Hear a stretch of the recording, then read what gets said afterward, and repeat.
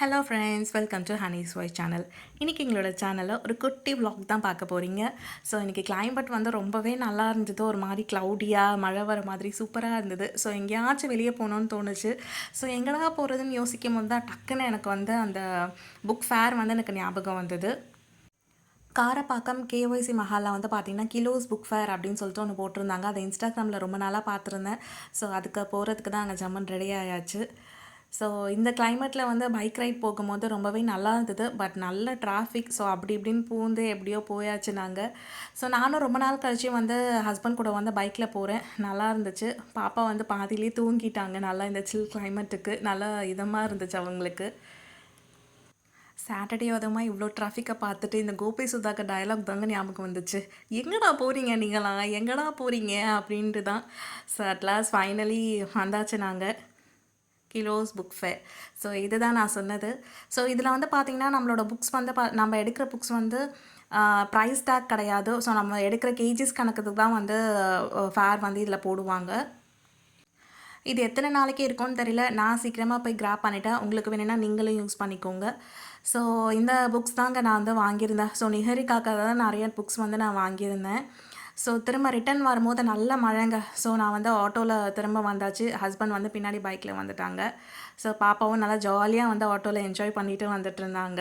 நல்லா பாய் சொல்லிட்டு எல்லாருக்கும் ரோட்டில் போகிறவங்களுக்குலாம் எல்லாருக்கும் பாய் சொல்லிட்டு வந்துட்டு இருந்தாங்க. அகெயின் தூங்கியாச்சு பாப்பா.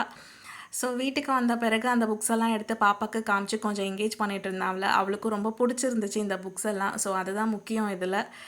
ஸோ தென் எனக்கு பர்சனலி இந்த புக்ஸ் பிடிச்சிருந்தா. அதோட ஐஸே ரொம்ப ஒரு மாதிரி ரோலிங் ஆகும் அதில். ஸோ எனக்கு பர்சனலி இந்த புக் ரொம்ப பிடிச்சிருந்துச்சு. ஸோ இதில் பாப்பா என்ன சொல்கிறாங்கன்றத பாருங்கள். அம்மாவுக்கு எங்கே இருக்குது, இதில் ஐஸ் எங்கே இருக்குது, இதில் ஐஸ் எங்கே இருக்குது, இதில் ஐஸ் எங்கே இருக்குது. Very good. அம்மாக்கு ஐஸ் எங்கே இருக்குது, அம்மாக்கு வெரி குட். நோஸ் எங்கே இருக்குது, வெரி குட். மவுத் எங்கே இருக்குது, வாய் எங்கே இருக்குது, வாய் வாய் வாய் எங்கே இருக்கா. காது எங்கே இருக்குது, காது காது எங்கே இருக்குது.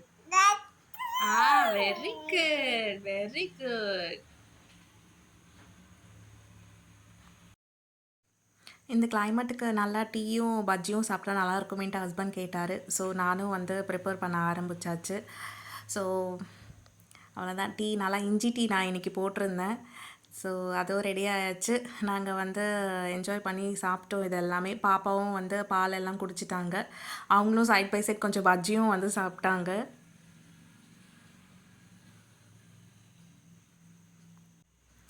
ஸோ அவ்வளோதாங்க. இன்றைக்கி எங்களோட டே இப்படி தான் போச்சு. ஸோ நீங்கள் எங்கெல்லாம் போனீங்க, இன்றைக்கி என்னெல்லாம் என்ஜாய் பண்ணிங்க அப்படின்றது கமெண்ட் செக்ஷனில் மறக்காமல் சொல்லுங்கள்.